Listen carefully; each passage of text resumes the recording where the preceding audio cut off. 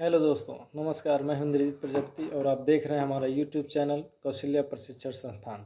जैसा कि आपको पता है, हम ट्रिपल सी की नई सीरीज़ शुरू किए हैं और आज हम इस सीरीज़ में बात कर रहे हैं लेक्चर 1 के पार्ट 2 की। कल के लेक्चर में हमने बहुत सारे टॉपिक पर डिस्कस किया था और आज का हमारा जो नया टॉपिक है वो हम बात करेंगे जनरेशन ऑफ कंप्यूटर, यानी कि कंप्यूटर की पीढ़ियाँ।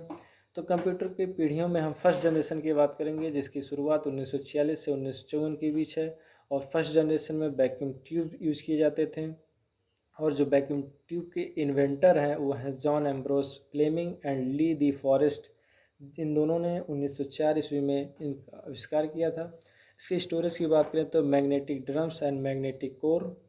और इसके इनपुट की बात करें, जो इसमें हमें इनपुट करने के लिए जो डिवाइस यूज़ किए जाते थे वो punch cards and paper tapes था। और इसमें आउटपुट, जो हमारा डिस्प्ले पर आउटपुट दिखाई दे, उसके लिए हम प्रिंट आउट का यूज़ करते थे। इस पीढ़ी के कंप्यूटरों के नाम इस प्रकार हैं, जैसे एनिएक है, एडवैक है, यूनिवैक 1 है, यूनिवैक 2 है, IBM 701 है, IBM 650 है। आप चित्र में देख सकते हैं वैक्यूम ट्यूब किस तरह से हुआ है डिज़ाइन। नेक्स्ट हम सेकेंड जनरेशन की बात करते हैं। इसका टाइम पीरियड जो होता है 1956 से 1963। और इस जनरेशन में वैक्यूम ट्यूब के स्थान पर ट्रांजिस्टर का यूज़ किया जाता था। इस ट्रांजिस्टर के आविष्कारक हैं विलियम शाक्ले, जिन्होंने 1947 में इसका आविष्कार किया। इसके प्राइमरी मेमोरी की बात करें तो मैग्नेटिक कोर्स और सेकेंडरी मेमोरी की बात करें तो मैग्नेटिक टेप यूज़ किए जाते थे। और सेकंड जनरेशन के कंप्यूटरों में इनपुट देने के लिए हम पंच कार्ड और पेपर टेप का यूज़ करते थे तथा आउटपुट के लिए हम प्रिंट आउट का यूज़ करते थे।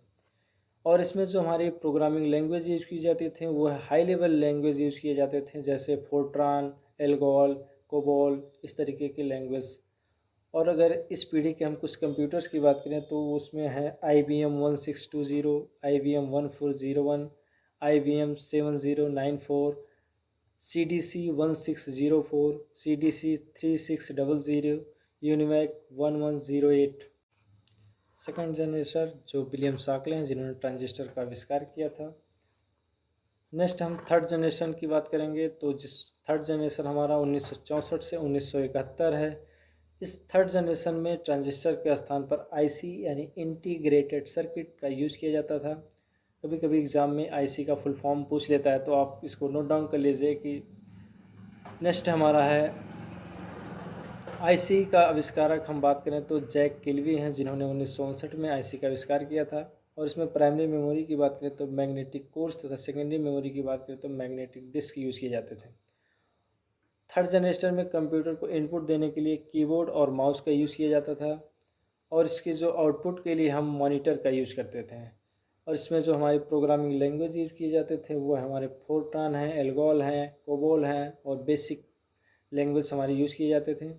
इस पीढ़ी के कुछ कंप्यूटर इस प्रकार हैं, जैसे IBM 360 series, Honeywell 6000 series, PDP यानी पर्सनल डाटा प्रोसेसर, IBM 370168 या TDC 316।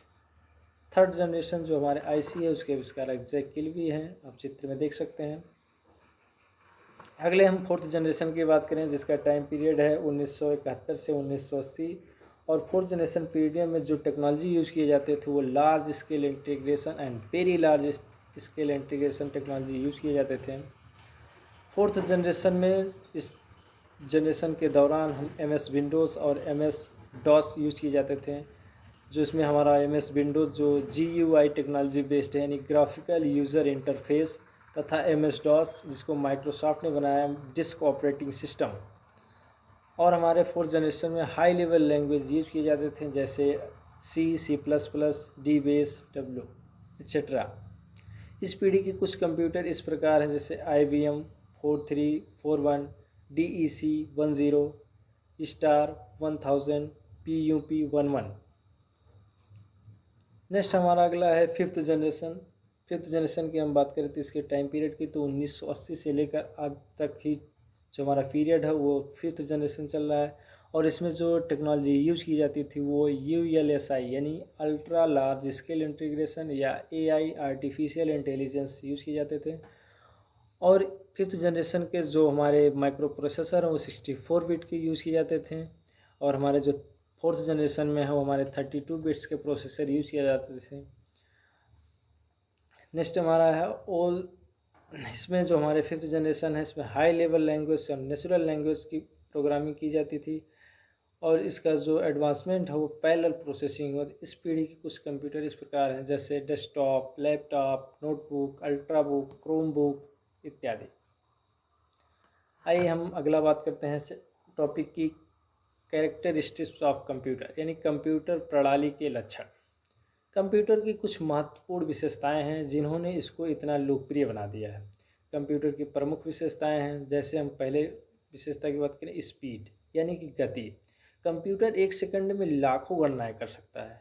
वर्तमान समय में कंप्यूटर नैनो सेकंड यानी 10⁻⁻⁹ में भी गणना कर सकता है। कंप्यूटर की क्लॉक स्पीड मेगाहर्ट्ज या गीगाहर्ट्ज में मापते हैं। अगर हम इसके एक्यूरेसी की बात करें यानी शुद्धता, तो कंप्यूटर कठिन से कठिन कार्य का बिना किसी त्रुटि के परिणाम निकाल देता है। गणना के दौरान अगर कोई गलती पाई जाती है तो डेटा व प्रोग्राम में मानवीय गलतियों के कारण होता है। यानी कि कंप्यूटर में अगर हम कोई प्रोग्रामिंग करते हैं, कुछ अगर उसमें एरर आता है तो इसका मतलब है कहीं ना कहीं हमने कुछ गलती की होगी, क्योंकि कंप्यूटर हमेशा एक्यूरेसी यानी शुद्धता प्रदान करता है। इसके हम डिलीजेंस की बात करें यानी लगन या प्रेशर में, तो कंप्यूटर किसी भी कार्य को बिना रुके बिना थके लाखों करोड़ों बार कर सकता है। जैसे हम कोई कार्य करते हैं तो कुछ मिनट करते हैं, थक जाते हैं, लेकिन हमारा जो कंप्यूटर है ये निरंतर चलता रहेगा, कभी थकता नहीं है। वर्साटिलिटी यानी कि बहुउद्देशीय या बहुमुखी, कंप्यूटर की सहायता से विभिन्न प्रकार के कार्य किए जा सकते हैं। आधुनिक कंप्यूटर में एक समय में अलग अलग प्रकार के कार्य करने की क्षमता होती है। नेक्स्ट हम बात कर रहे हैं स्टोरेज कैपेसिटी यानी भंडारण क्षमता। कंप्यूटर की मेमोरी में बहुत सी जानकारियां स्टोर की जा सकती हैं जिनका भविष्य में उपयोग किया जा सकता है। अगर हम इसके सिक्योरिटी की बात करें यानी गोपनीयता, कंप्यूटर में पासवर्ड का उपयोग करके हम अपने डेटा को सुरक्षित रख सकते हैं। नेक्स्ट हम अपने टॉपिक की बात करते हैं बेसिक एप्लीकेशंस ऑफ कंप्यूटर, यानी कंप्यूटर का उपयोग विभिन्न क्षेत्रों में किया जाता है लेकिन इन तक सीमित नहीं है। जैसे कंप्यूटर का use education, communication, banking, medical, scientific research, entertainment, government, business, designing, इस तरीके के विभिन्न क्षेत्रों में हमारे कंप्यूटर का यूज किया जाता है। बस आज के लिए हमारा इतना है। अगले वीडियो में बात करेंगे क्लासिफिकेशन ऑफ कंप्यूटर की। और आपको अगर ये हमारा वीडियो अच्छा लगा हो तो प्लीज़ हमारे चैनल को सब्सक्राइब करें तथा लाइक बटन ज़रूर प्रेस करें और बेल आइकन प्रेस करें ताकि आपको अगले वीडियो की नोटिफिकेशन आपको मिल जाए। Thank you for watching.